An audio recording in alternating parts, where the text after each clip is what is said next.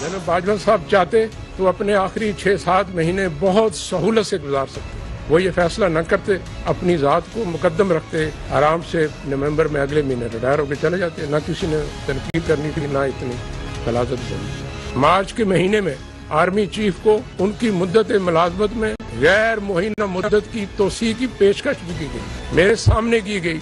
ये बहुत पुरकशिश पेशकश थी, लेकिन उन्होंने इसको भी ठुकरा दिया, इसलिए कि उन्होंने जो बुनियादी फैसला किया था कि इदारे को मुतनाज़ा रोल से हटा के आईनी रोल पे लाना।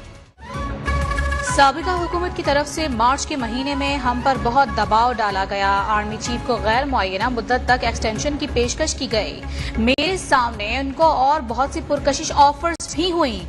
DGISI lieutenant general Nadeem Anjum का बड़ा इंकशाफ, कहा आर्मी चीफ चाहते तो अपने बकिया वक्त पुरसुकून अंदाज में गुजार कर रिटायर्ड हो जाते, लेकिन वो न्यूट्रल रहने के फैसले पर कायम रहे।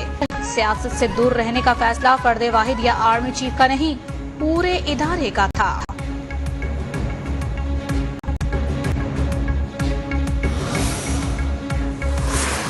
आपका दिल मुतमईन है कि आपका सुपा सलार गद्दार है, मीर जाफर है, तो माजी करीब में इतनी तारीफों के पुल क्यों बांधते थे आप? और अगर वो वाकई आपकी नज़र में गद्दार है, आपकी सोच में गद्दार है, तो फिर आज भी उनसे पसे पर्दा क्यों मिलते हैं? आज मैं अपनी जात के लिए नहीं आया आपके पास, बल्कि अपने अदारे के लिए आया हूँ, जिसके जवान, जिसके ऑफिसर सुबह शाम इस वतन की हिफाजत में अपनी जानों के निगरानी पेश। अगर आपका सिपह सालार गद्दार है तो आज भी छुप कर उससे क्यों मिलते हैं? मीर जाफर सादिक थे तो माजी में तारीफ क्यों हुई? अपनी जात के लिए नहीं, अपने इदारे के लिए सामने आया हूँ। कौम ने मेरे मनसब पर बोझ डाला है, सूरत हाल में खामोश नहीं रह सकता। DGISI lieutenant general Nadeem Anjum की ब्रीफिंग, कहा बिला जवाज तनकीद का निशाना बनाया जा रहा है।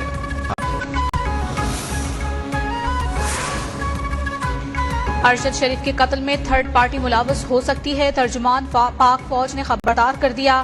लेफ्टिनेंट जनरल बाबर इफ्तिखार ने कहा है कि साइफर और अरशद शरीफ के हवाले से जुड़े वाकयात की तह तक पहुंचना जरूरी है ताकि कौम सच जान सके। हम कमजोर हो सकते हैं, हमसे गलती हो सकती है, लेकिन हम गद्दार, साजिशी या कातिल नहीं हो सकते।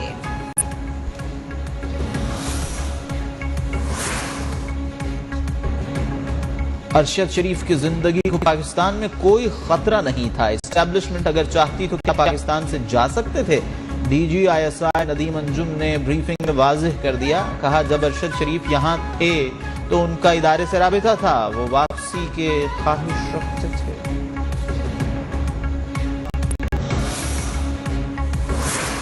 इन तमाम हालात व वाक़यात में ARY के chief executive officer Salman Iqbal साहब का जिक्र बार बार आता है।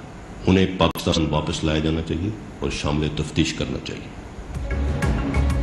10 अगस्त को पेशावर एयरपोर्ट से अरशद शरीफ दुबई रवाना हुए। KP हुकूमत ने एयरपोर्ट तक प्रोटोकॉल फराहम किया। अरशद शरीफ को UAE से जाने पर किसने मजबूर किया? DGISPR ने अहम सवाल उठा दिया। फैसल वावडा और सलमान इकबाल को अरशद शरीफ की तहकीकात में शामिल तफ्तीश करने पर भी तजवीज दे दी। लॉन्ग मार्च पर कहा हमें किसी के एहतजाज, लॉन्ग मार्च या धरने पर एतराज नहीं, लेकिन मुल्क को अदर इस्तेहकाम नहीं होने देंगे। सदर पाकिस्तान से मुलाकातों का मकसद मुल्क में इस्तेहकाम लाना था।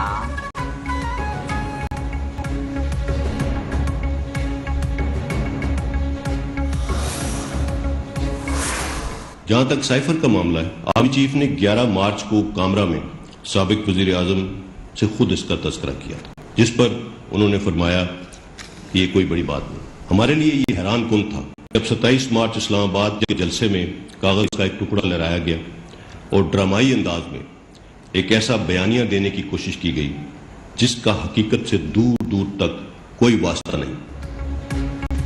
आर्मी चीफ ने 11 मार्च को साइफर का जिक्र साबिका वजीर आजम से किया, जिस पर उन्होंने कहा ये कोई बड़ी बात नहीं। फिर 27 मार्च को जलसे में कागज का टुकड़ा लहरा दिया गया, पाकिस्तानी फौज को निशाना बनाया गया, रजीम चेंज ऑपरेशन का कहा गया।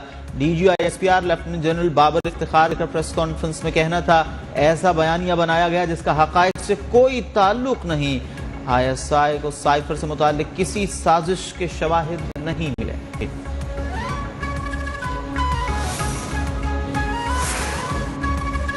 ارشد شریف کے ساتھ موجود خرم سلمان اقبال چینل کا ملازم ہے. اس قتل کے تمام تانے بارے عمران خان اور سلمان اقبال تک جاتے ہیں.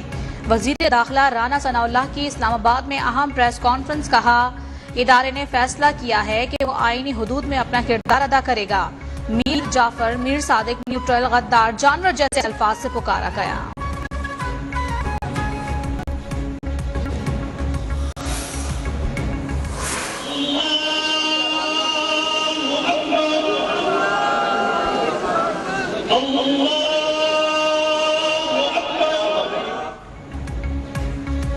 سینئر صحافی ارشد شریف کی نماز جنازہ فیصل مسجد اسلام آباد میں ادا کر دی گئی. مرحوم کو H11 قبرستان میں آہوں اور سسکیوں کے ساتھ سپرد خاک کیا جائے گا. صحافی ارشد شریف کی 3 روز قبل کینیا میں پولیس فائرنگ سے ناگہانی موت ہو گئی تھی. نماز جنازہ میں سیاسی و سماجی رہنما اور ہر طبقہ فکر سے تعلق رکھنے والے افراد کی شرکت. اہل خانہ نے اشکبار آنکھوں اور بوجھل دل کے ساتھ ارشد شریف کو سفر آخرت پر روانہ کر دیا.